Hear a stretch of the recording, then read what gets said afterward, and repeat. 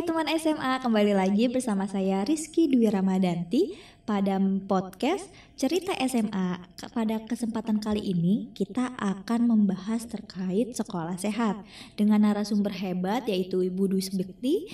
Ibu Dwi Subekti ini adalah guru dari SMA Negeri 1 Bantul dan beliau merupakan sosok yang menggerakkan sekolah sehat di Indonesia, dan beliau salah satu penulis buku juga.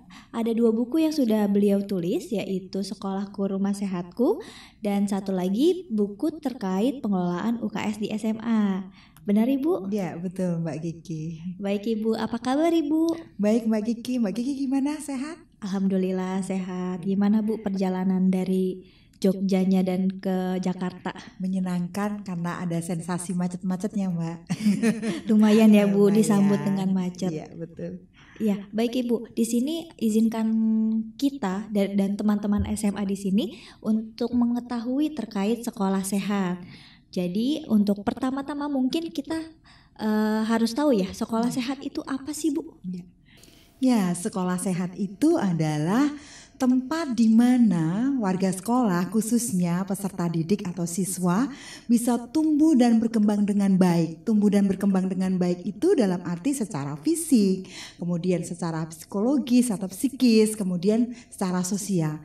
Sehingga mereka tidak hanya cerdas, tetapi mereka juga mampu atau memiliki karakter dan memiliki empati kepada orang lain maupun kepada lingkungannya. Seperti itu Mbak Kiki. Oh baik, ini kan masalah-masalah terkait tentang kesehatan ya Bu. Iya. Dan yang kita tahu di sekolah pasti itu ada UKS tuh Bu. Iya betul. Nah, sebenarnya apa kaitannya UKS dan sekolah sehat? Apakah yang sudah punya UKS berarti sekolah sehat atau bagaimana Bu? Iya, baik.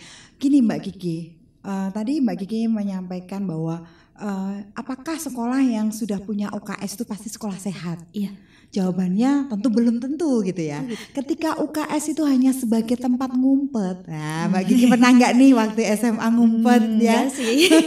Wah berarti anak baik ya. Insya Allah. Jadi ketika UKS itu menjadi tempat ngumpet nyamannya anak-anak yang bolos. Tempatnya yang di sudut dekat kamar mandi, yang kemudian di sana mungkin hanya tersedia kasur yang sudah nggak pernah dibersihkan gitu ya, kemudian hanya ruangan pengap gitu ya. Itu tentu saja bukan sekolah sehat. Tapi kemudian ketika di UKS itu memfungsikan, ada trias UKS di sana Mbak Kiki. Trias UKS itu apa tuh Bu? Ya, ada pendidikan kesehatan, kemudian ada pelayanan kesehatan, dan ada pembinaan lingkungan sekolah sehat, seperti itu. Nah, ketika di UKS itu sudah menerapkan trias UKS tadi, maka berarti sekolah tersebut sudah merupakan sekolah sehat. Oh Seperti jadi itu, Mbak. UKS-nya harus berfungsi dengan 3 tadi itu ya Bu? Iya, plus 1 Mbak, yaitu tentang manajemen UKS. Jadi UKS itu juga harus dikelola tentunya. Jadi trias UKS yang diimplementasikan plus harus dikelola dengan baik melalui manajemen UKS. Gitu Mbak Kiki. Kalau misalkan manajemen UKS itu tuh berarti siapa Bu yang menggerakkan atau yang gimana itu? Ya, manajemen UKS itu dimulai tentu saja dari kepala sekolah ya, kemudian nanti ada struktur organisasinya Mbak, yang melibatkan TPUKS di tingkat kelurahan ya, kemudian di sana juga melibatkan dari unsur guru sebagai pengelola, kemudian ada peserta didik juga. Nah, tentu saja semuanya bersinergi ya, dan nanti akan ditetapkan melalui SK Mbak. Jadi ada struktur organisasi UKS dan ada SK yang terkait dengan bagaimana bisa mengembangkan UKS dengan baik. Ini harus melibatkan semua guru Mbak, supaya semua memiliki sekolah gitu ya melalui UKS gitu. Nah, di manajemen UKS itu ya tadi trias UKS plus dengan kegiatan-kegiatan inovatif yang terus diupayakan oleh sekolah seperti itu. Misalnya nih Mbak, di pendidikan kesehatan, Mbak Kiki mungkin masih ingat di UKS-nya apakah ada tentang literasi kesehatan begitu ada? Literasi kesehatan tuh seperti apa tuh Bu? Ya, Maksudnya? misalnya buku-buku kesehatan, kemudian mungkin ada buku tentang obat-obat tradisional, kemudian di sana ada tentang literasi bahaya narkoba, kemudian ada bahaya rokok dan lain sebagainya. Ada nggak Mbak di sekolahnya Mbak Kiki dulu? Kurang tahu ya Bu, tapi kalau perpustakaan kayaknya Pak ada ya. Tapi Iya. kalau untuk permasalahan hal-hal yang hal-hal yang dikuatkan itu, yang dimuatkan itu terkait literasi kesehatan, belum ada sih kayaknya Oke. waktu pas zaman aku ya. Iya. Tapi mungkin sekarang sekolahnya sudah berkembang dengan baik. Betul ya. Jadi di salah satunya Mbak di pendidikan kesehatan itu di sana ada literasi kesehatan. Jadi di UKS-nya tuh ada perpustakaannya Mbak. Jadi perpustakaannya nggak gabung dengan perpustakaan sekolah. Beda ya, Iya, beda. Sehingga ketika anak di UKS tuh bukan hanya tempat orang sakit, tempat anak sakit atau tempat guru sakit atau tempat anak istirahat, tapi di sana juga menjadi tempat untuk mencari pengetahuan gitu ya, seperti itu. Kemudian juga di pendidikan kesehatan itu nanti akan dikenalkan tentang PHBS. Mungkin Mbak Kiki sudah pernah mendengar PHBS? Iya, kalau itu udah.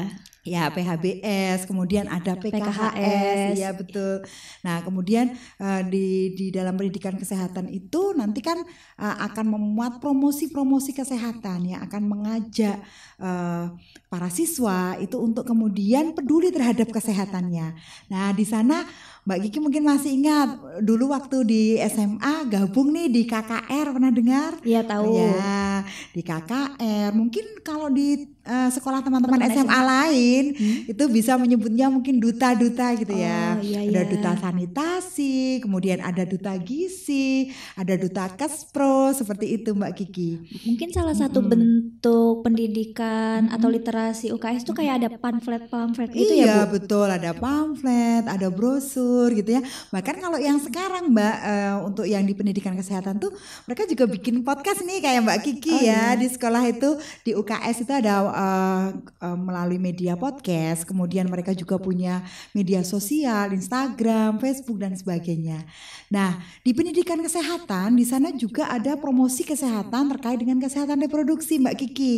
Karena kan gini ya, anak SMA tuh kan di mana masa-masa remaja. Iya, masa remaja. Mereka kan kadang mungkin kalau mau konsultasi dengan gurunya malu ya. Maka mereka bisa menggunakan sarana pendidikan kesehatan yang ada di UKS itu melalui tutor sebaya seperti itu. Itu masuknya konseling gitu? Iya, kalau konseling nanti ke layanannya, tetapi tentang edukasinya itu nanti akan masuk di pendidikan kesehatan. Kalau gitu, itu yang melingkupi pendidikan kesehatannya. Iya, betul. Kalau dua lagi pelayanan dan pembinaan? Iya, kalau pelayanan kesehatan gini Mbak Kiki. Pernah nggak Mbak Kiki dulu di screening kesehatan? Screening kesehatan pernah. Iya. Apa yang dilakukan waktu itu Mbak? Waktu itu kayak checklist tentang pernah nggak sakit ini atau ditanya-tanya pernah mengalami sakit apa atau riwayat penyakit yang kita pernah alamin gitu. Betul itu Mbak. Itu diisikan kalau sekarang diisikan di rapor kesehatan Mbak. Nah itu screening kesehatan itu kerjasama sekolah UKS itu dengan puskesmas tempat. Anak dicek bagaimana lilanya, lingkar lengan, kemudian apakah anak itu obesitas atau tidak, bagaimana karena ini anak SMA ya Mbak ya kan mereka sangat rawan nih terpapar rokok ya, asap rokok, maka kemudian di sana juga ada pemeriksaan terkait dengan sejauh mana siswa ini nggak hanya laki-laki ya, tapi juga perempuan itu terpapar rokok atau tidak, seperti itu. Kemudian juga dicek tentang tinggi badan dan termasuk malnutrition Mbak Kiki. Nah ini kayak saya nih, ini malnutrition ini contoh yang nggak bagus nih. Nah gunanya screening kesehatan apa Mbak Kiki? Gunanya itu adalah untuk memudahkan UKS membuat program-program yang memang itu dibutuhkan oleh warga sekolah, utamanya adalah para siswa. Tadi misalnya ketika malnutrition yang terlalu kurus, berarti nanti saya bukan body shaming loh ya. Jadi mungkin kemudian ada program gerakan makan sayur, gerakan makan ikan ya. Kemudian ada sarapan bersama, itu nanti di pendidikan kesehatan ya kalau sarapan bersama. Nah kalau di layanan kesehatan ini tadi terkait dengan program-program yang akan dilaksanakan oleh sekolah hasil dari temuan screening kesehatan tadi. Nah kemudian di layanan kesehatan juga mungkin sekolah yang kalau di tempat saya bekerja sama dengan klinik terdekat itu menyediakan dokter, Mbak. Jadi ada dokter yang setiap hari Senin itu standby. Kemudian kalau yang tenaga medis ya perawat itu setiap hari, Mbak. Sehingga di layanan kesehatan ini ketika anak misalnya nih mengalami kecelakaan ringan gitu di sekolah, segera cepat tertangani seperti itu. Itu ada perawat, juga ada tadi kader-kader yang mereka sudah dilatih ya, misalnya lewat PMR yang mereka ikuti di tadi yang di bidang pendidikan kesehatan ya. Nah seperti itu. Nah kemudian juga nih Mbak Kiki pernah nggak minum tablet tambah darah? Tablet kayaknya belum pernah. Belum pernah ya. Oh berarti ini ya di sekolah Mbak Kiki belum ada gerakan itu ya. Sepertinya belum ada gerakan tablet tambah darah. Nah itu gimana tuh Bu? Ya di sekolah saya itu ada kegiatan namanya sepekan, Mbak. Sepekan itu adalah sekolah peduli kasus anemia, dan ini juga sekarang sudah tersebar di seluruh Indonesia. Hampir semua sekolah sudah ada program itu, Mbak. Setiap seminggu sekali siswa putri itu diberikan tablet tambah darah supaya mereka terhindar dari kasus anemia. Berarti idealnya sekolah menyediakan tablet tambah darah untuk siswa putri gitu Bu? Iya betul, dan itu diperoleh tablet tambah darahnya dari puskesmas, Mbak. Gratis.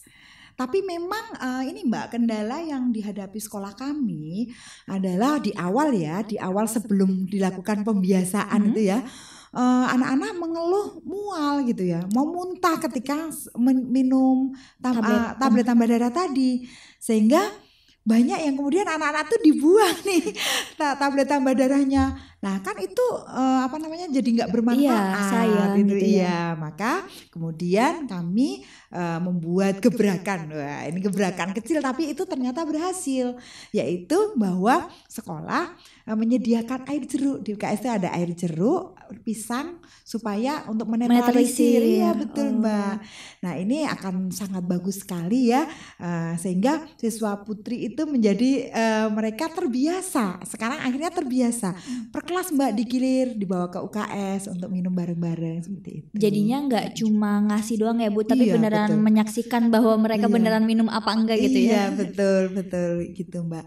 Nah kemudian di dalam layanan kesehatan itu juga nanti kan karena tadi di hasil dari kader-kader tadi kan ada duta mahir gizi, kemudian ada duta kantin sehat, kemudian ada duta tentang kesehatan reproduksi remaja.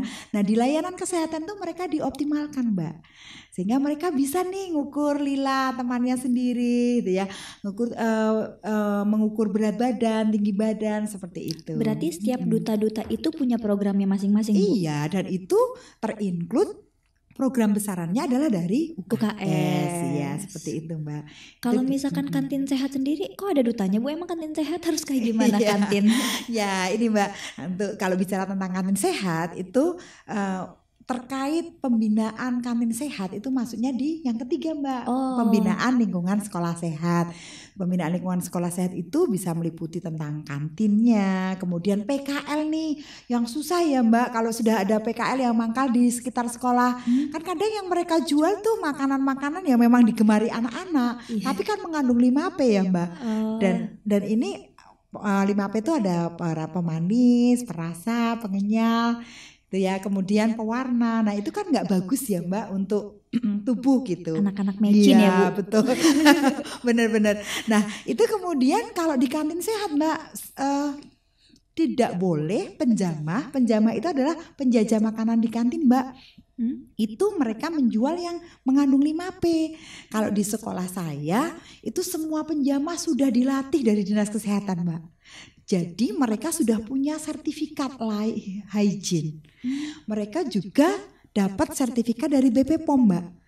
Jadi ini kerjasama dengan Dinas Kesehatan dengan BP POM. Bahkan BP POM itu kadang mensidak di kantin kami. Kalau ditemui penjamah menggunakan 5P, maka kemudian nanti mereka akan dibina seperti itu oleh BP POM. Jadi benar-benar terlatih. Mereka menggunakan APD, Mbak.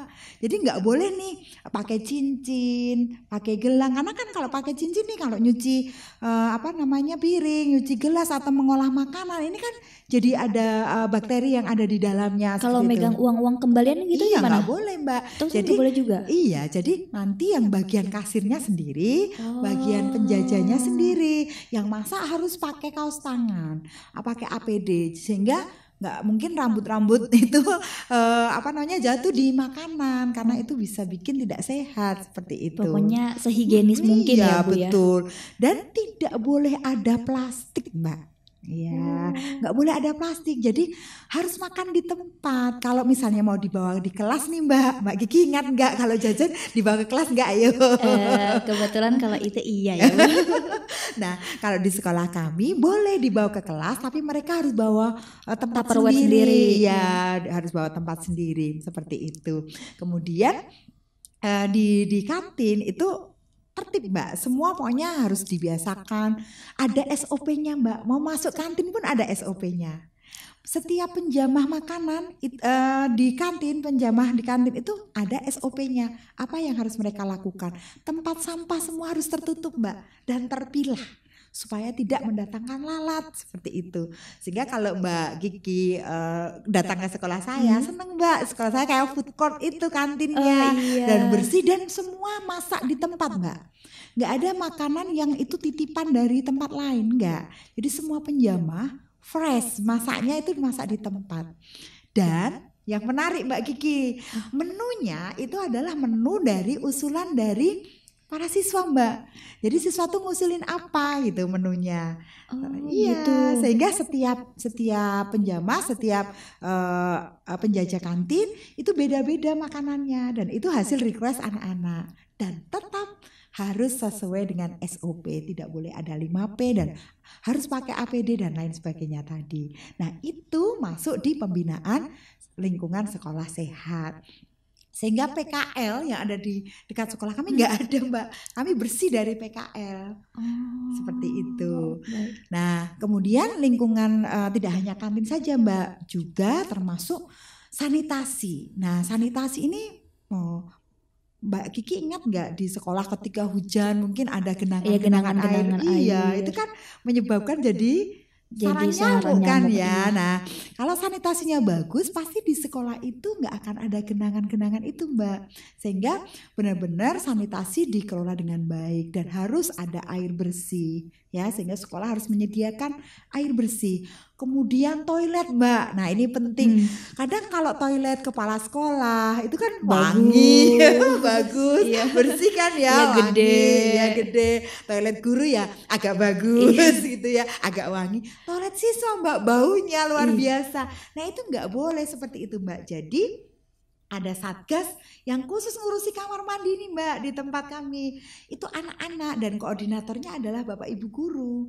Sehingga mengecek apakah di kamar mandi, ini kan kamar mandinya harus terpisah nih, Mbak, antara laki-laki dan perempuan. Nah, apakah di kamar mandi itu ada cermin, apakah ada gayung, kemudian apakah airnya bersih, kemudian apakah ada tempat sampahnya. Dan maaf, kalau yang kamar mandi putri harus ada tempat untuk membuang pembalut. Iya, dan menyediakan pembalut juga seperti itu. Itu untuk toilet, dan rasio toiletnya juga harus seimbang dengan jumlah siswa. Siswanya ribuan, toiletnya 5, ngantri dong gitu kan. Seperti itu. Nah, kemudian ada pemberantasan sarang nyamuk, dan ini ada kadernya juga, ada dutanya juga, Mbak. Kalau setiap kadernya itu tuh melibatkan siswa juga nggak sih, Bu? Iya, itu justru malah yang bergerak siswa, Mbak. Jadi misalnya nih, duta pemberantasan sarang nyamuk. Nah, itu nanti di masing-masing kelas punya perwakilannya sendiri dan dikoordinir oleh guru. Jadi semua guru di sekolah itu terlibat, Mbak. Itu yang termasuk namanya manajemen UKS betul itu. Dan itu empowering ya, artinya memberdayakan ya, memberdayakan semua supaya semuanya memiliki rasa memiliki ya. Jadi UKS itu bukan hanya kerjaan koordinator UKS-nya, tetapi itu adalah tanggung jawab semua. Biar jadi sekolahku rumah impianku ya, Bu. Iya betul, sekolah menjadi impian. Dan termasuk ini, Mbak, ini Gini ya Mbak, kita harus akui bahwa anak-anak usia SMA itu kan rentan ya dengan rokok. Oh iya. Iya, maka di pembinaan lingkungan sekolah sehat ini juga termasuk nanti akan ada bahwa sekolah itu adalah kawasan tanpa rokok, kawasan tanpa nafsa, kawasan yang anti perundungan, anti kekerasan, anti pornografi dan anti porno aksi. Nah, terkait dengan KTN nih menarik nih Mbak, para siswa yang menjadi kader anti rokok itu mereka benar-benar seperti spionase loh Mbak. Jadi mereka akan tahu kalau ada warga sekolah yang merokok, mereka akan membuat laporan. Di sekolah kami benar-benar tidak ada asap rokok ataupun tidak ada rokok. Meskipun kepala sekolah, guru gitu-gitu memang udah nggak boleh, tamu gitu Bu. Iya, bahkan murid kami ini ada kejadian lucu Mbak. Ada pejabat yang datang ke sekolah nih bawa sopir kan. Nah kemudian merokok. Nah siswa kami nih, permisi Pak, mohon maaf, sekolah kami adalah sekolah kawasan tanpa rokok. Jadi mohon maaf ya Pak, mohon kalau Bapak merokok di luar sekolah kami. Itu luar biasa ya, sehingga mereka juga cukup kaget gitu ya. Artinya ini Mbak, ini nggak mungkin itu secara tiba-tiba, tapi ini adalah komitmen Mbak. Iya, betul. Mereka udah ngerasa kalau misalkan emang nggak boleh gitu, ini kan sekolah saya gitu ya, udah merasa seperti itu ya Bu ya. Ya, dan itu kita pakai fakta integritas loh Mbak. Jadi fakta integritas yang ditandatangani murid, guru, kepala sekolah bahwa kita komit terhadap anti rokok ya, terhadap pokoknya kita sekolah kawasan tanpa rokok, sekolah kawasan tanpa nafsa, sekolah kawasan anti kekerasan, anti perundungan, kemudian ada sekolah ya bullying ya sekarang yang baru marak, itu kami komitmen untuk tidak seperti itu. Itu adalah komitmen bersama. Dan saya yakin Mbak, kalau UKS-nya berfungsi dengan baik, kita bisa nih menangkal hal-hal negatif seperti itu. Karena apa? Anak-anak nggak sempat nih mikir mereka mau merokok, mereka mau nafsa, karena kegiatannya banyak sekali gitu ya. Jadi kegiatan UKS itu bisa diintegrasikan di mata pelajaran, ekstrakurikuler. Iya betul, ekstrakurikuler, kokurikuler, intrakurikuler. Bahkan sekarang ini project ya Mbak, project profil pelajar Pancasila, iya. Itu bisa Mbak diangkat tentang UKS seperti itu. Jadi emang dibuat sibuk positif ya Bu, sibuk positif. Betul. Bahkan gini Mbak, di pembinaan lingkungan sekolah sehat itu nanti sekolah juga mengadakan nih lomba-lomba ya, kemudian supaya anak-anak itu menjadi energi mereka kan kalau anak-anak SMA tuh banyak luar biasa ya. Maka energi itu harus diarahkan ke energi yang positif. Seperti itu Mbak Kiki. Oh iya, berarti emang gak heran ya sekolah Ibu jadi juara 1 ini Bu di tahun 2015 dan sekarang udah tahun 2022.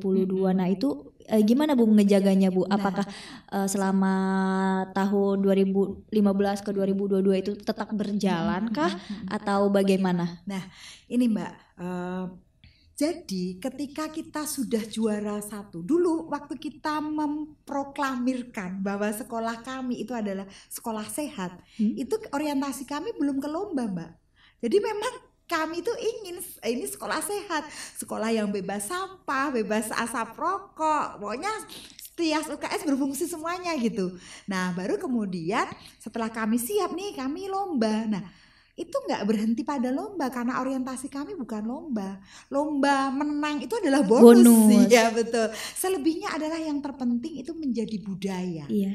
Ini yang kenapa kemudian tadi Mbak Kiki menanyakan rentang 2015 sampai 2022 bagaimana? Ya kami baik-baik saja karena apa? Kami semua komitmen.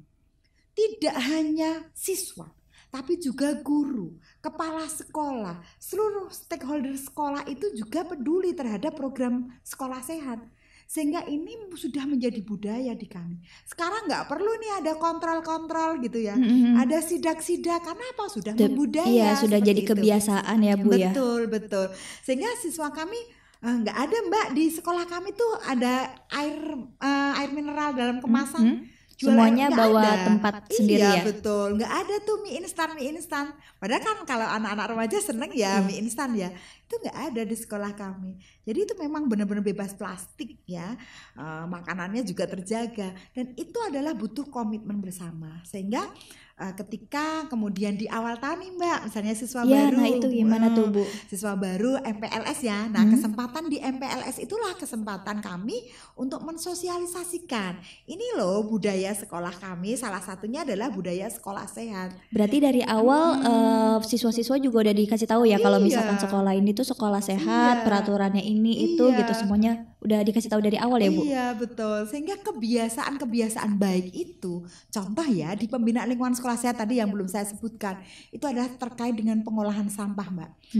Bahwa di sekolah kami harus zero sampah. Artinya apa? Sampah yang ada di sekolah itu bukan sampah plastik karena kami nggak ada plastik gitu. Iya. Ya, itu kan harus ada dukungan nih dari anak-anak, dari bapak ibu guru, dari kepala sekolah. Nah, kalau sampah-sampah daun bagaimana? Sampah-sampah daun itu diolah menjadi kompos. Ya. Nah itu dimanfaatkan untuk memupuk tanaman yang ada di sekolah. Dan tanaman di sekolah kami itu juga menjadi sumber belajar Mbak Kiki. Di setiap pohon, di setiap bunga itu diberikan barcode. Nah di situ kemudian di scan QR code-nya kemudian nanti langsung terhubung di website sekolah. Di situ adalah juga untuk literasi juga fungsinya. Dan tadi sampah yang terkait dengan limbah makanan di kantin, mungkin Mbak Kiki mikir nih Bu, kalau di kantin nih ada limbahnya kan ya, ya, pasti ada banyak kan sisa makanan. Iya.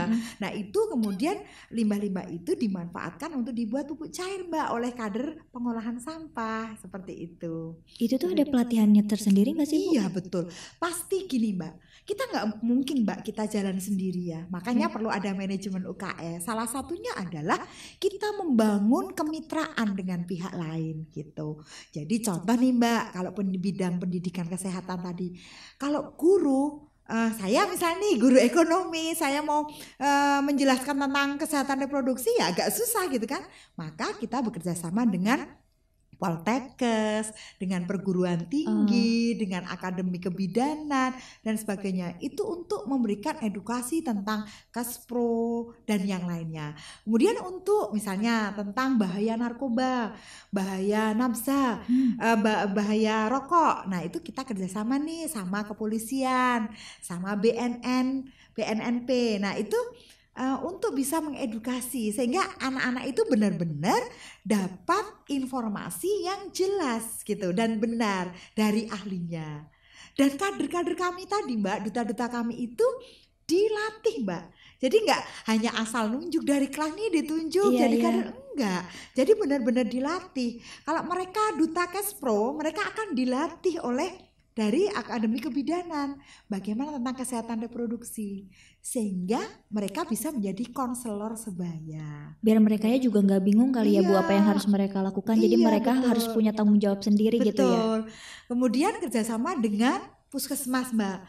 Nah misalnya tentang konseling berhenti merokok itu kan kalau di puskesmas ada psikolog ya yang bisa membantu. Nah kami juga menyediakan itu sehingga nggak mungkin itu kita jalani sendiri, pasti harus ada kerjasama dengan pihak-pihak lain.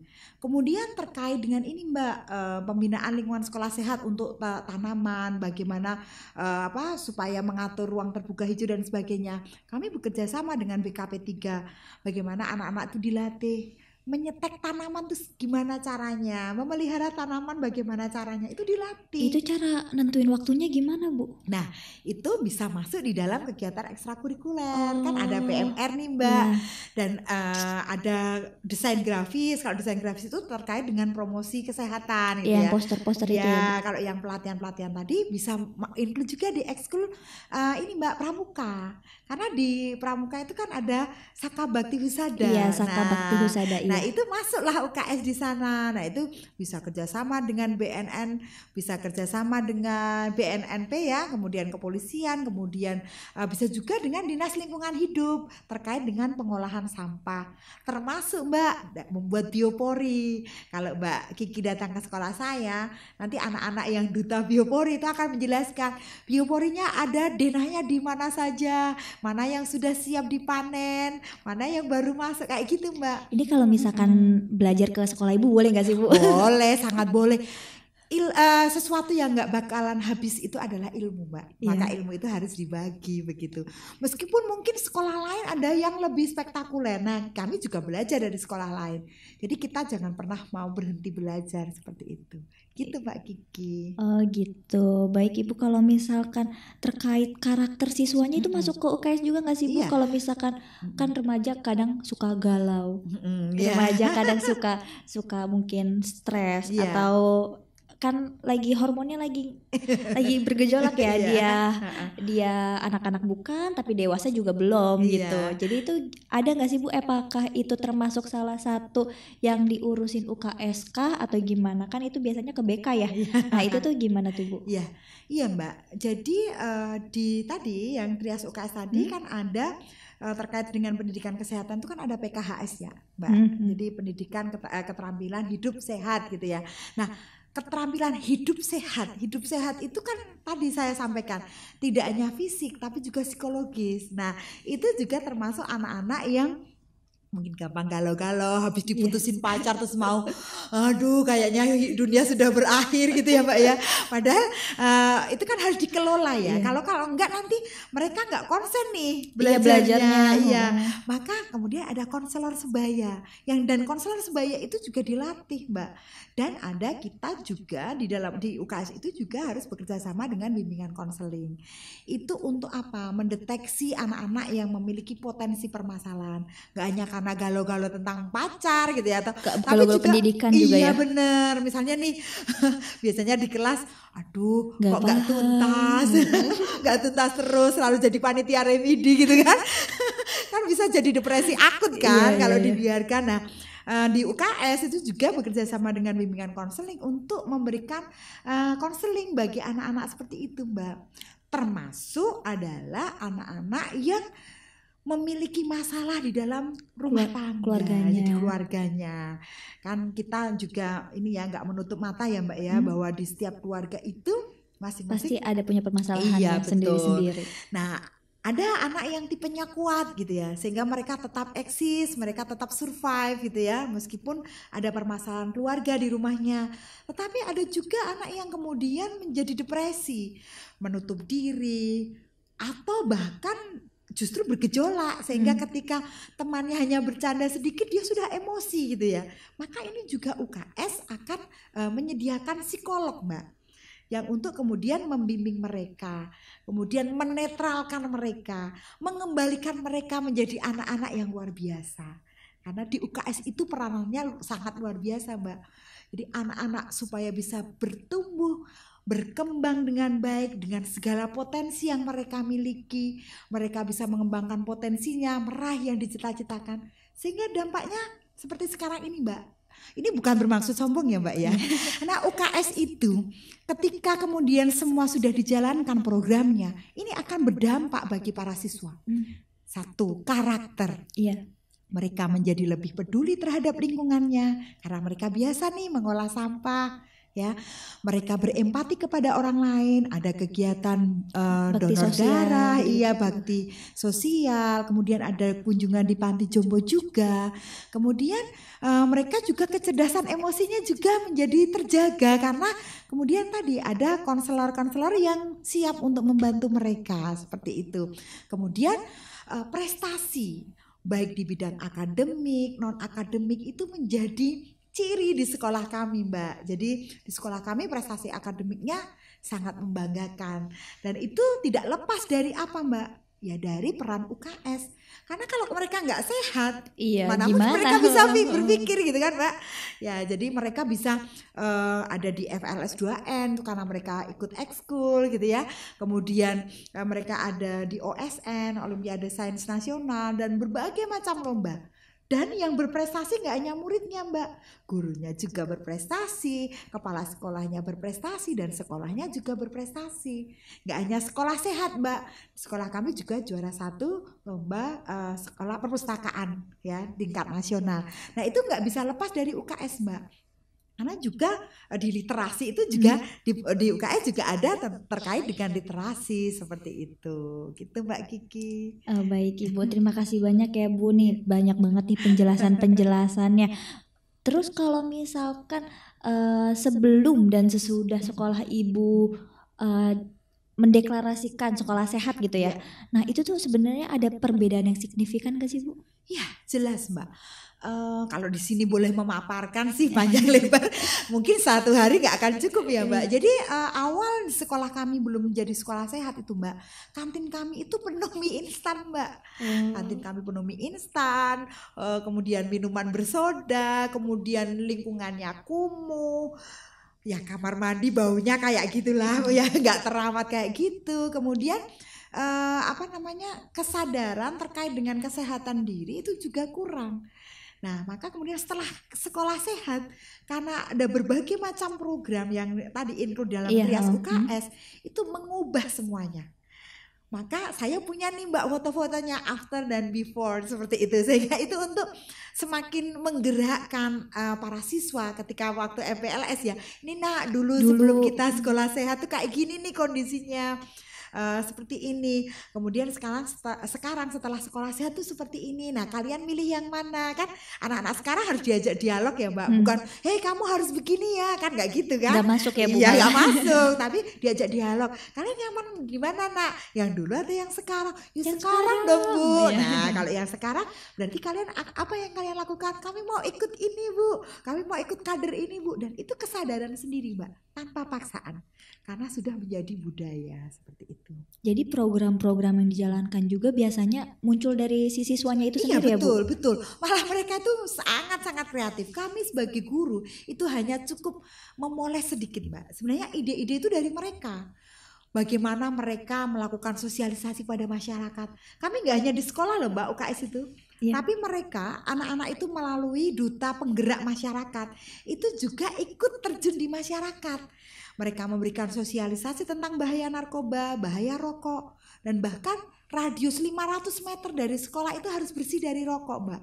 Nah itu anak-anak itu mengedukasi masyarakat sekitar. Kemudian di sekolah kami itu ada bank sampah Mbak. Nah bank sampah yang tadi kertas-kertas yang tidak terpakai itu kan kemudian dijual, yang punya nilai ekonomis dijual. Nah hasilnya nih Mbak, nah mungkin Mbak Kiki membayangkan hasilnya tuh sama anak-anak itu digunakan untuk membantu posyandu di lingkungan sekitar. Jadi mereka berempati nih. Jadi ada feedbacknya ya Bu. Posyandu juga memberikan kita juga memberikan ke posyandu gitu ya Bu ya. Iya betul. Jadi anak-anak memberikan makanan tambahan untuk di posyandu seperti itu. Itu hasil dari tadi bank sampah. Sehingga kita bisa menyiapkan ada telur rebus ya. Mungkin hanya sederhana ya Mbak, tapi yang terpenting itu adalah bagaimana niat mereka sudah muncul karakter mereka. Iya, nggak dilihat dari nilai seberapa besarnya ya, yang penting kan niatnya apa gitu. Ya kan ya Bu ya. Baik Ibu. Nah ini ngomong-ngomong kan Ibu juga membahas 2 buku nih ya Bu. Ada buku Sekolahku Rumah Sehatku dan buku Pengelolaan UKS. Nah itu tuh sebenarnya apa aja Bu yang dibahas Bu? Teman SMA mungkin gak usah galau ya di rumah ketika nanti ini bisa diinfokan nih kepada Bapak Ibu pembina UKS di sekolahnya bahwa Direktorat SMA itu sudah menerbitkan 2 buku ini. Yang ini adalah buku pengelolaan UKS di SMA. Nah Bapak Ibu guru pengelola UKS bisa mengambil ini sebagai salah satu referensi, salah satu contoh yang mungkin bisa diterapkan di sekolah. Ambil yang bisa diadopsi. Jadi jangan pernah pantang menyerah. Waduh kami gak punya dana nih. Gimana kalau mewujudkan sekolah seperti itu? Nah di buku panduan ini, di buku pengelolaan UKS juga diberikan contoh bagaimana misalnya mengelola UKS dengan dana yang minimal seperti itu. Sehingga apa sih poin-poin penting yang ada di UKS yang itu bisa dilakukan dengan bersinergi dengan bekerja sama dengan instansi lain, dengan lembaga lain seperti itu.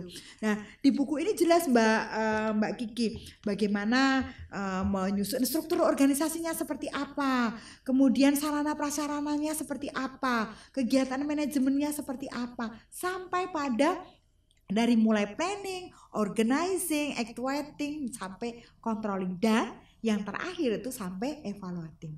Jadi di sini sudah ada contohnya Mbak. Bahkan termasuk bagaimana mengintegrasikan program-program UKS itu ke dalam kegiatan intrakurikuler, ekstrakurikuler, kokurikuler. Dan mungkin yang sekarang yang baru tren adalah project ya, project profil pelajar Pancasila. Mungkin nanti ke depannya akan ditambah untuk yang project profil pelajar Pancasila. Nah, untuk yang sekolah ke rumah sehatku di buku ini juga disajikan berbagai macam contoh SOP Mbak. Kemudian berbagai macam contoh gimana untuk membuat SK Satgas itu seperti apa. Kemudian bagaimana contoh program kegiatan pelayanan kesehatan itu seperti apa. Kemudian tentang kawasan tanpa rokok, kawasan tanpa nafsa, anti kekerasan, anti perundungan, anti pornografi dan porno aksi, semua ada di sini. Jadi Bapak Ibu tim pembina UKS yang ada di sekolah tidak perlu galau. Direktorat SMA sudah memfasilitasi ini sebagai bahan referensi dari Bapak Ibu dan bisa juga untuk teman-teman SMA yang ikut terlibat dalam kegiatan UKS. Gitu Mbak Kiki. Baik, terima kasih ya Ibu. Ini sudah panjang sekali sepertinya ya. Kita juga udah banyak banget informasi nih dari Ibu Dwi terkait UKS, manajemennya, kader-kadernya, kegiatannya apa. Udah banyak banget yang dibahas nih. Mungkin Ibu ada closing statement mungkin untuk teman-teman SMA atau Bapak Ibu sekalian gitu. Ya. Halo teman-teman SMA. Manfaatkan waktu kalian dengan baik, dengan hal-hal yang positif. Salah satunya adalah melibatkan diri kalian dalam program UKS supaya kalian bisa menggerakkan teman-teman SMA yang lain untuk mewujudkan generasi yang hebat. UKS hebat, generasi hebat. Baik, itu tagline-nya sendiri Bu, apa ya, Ibu? Tagline sendiri. Ya. Baik, makasih ya Ibu ya. Sama-sama Mbak Kiki. Iya, teman SMA untuk podcast kali ini kita sudahi dulu. Sampai jumpa di podcast dan di materi yang lain. Oke, semuanya. Ya Ibu kita salam dulu ya ke teman SMA. Baik. Kita jargon dulu Bu. Kalau misalkan saya bilang SMA maju bersama hebat semua. Oke, siap. 1, 2, 3 SMA maju bersama hebat semua. Dadah.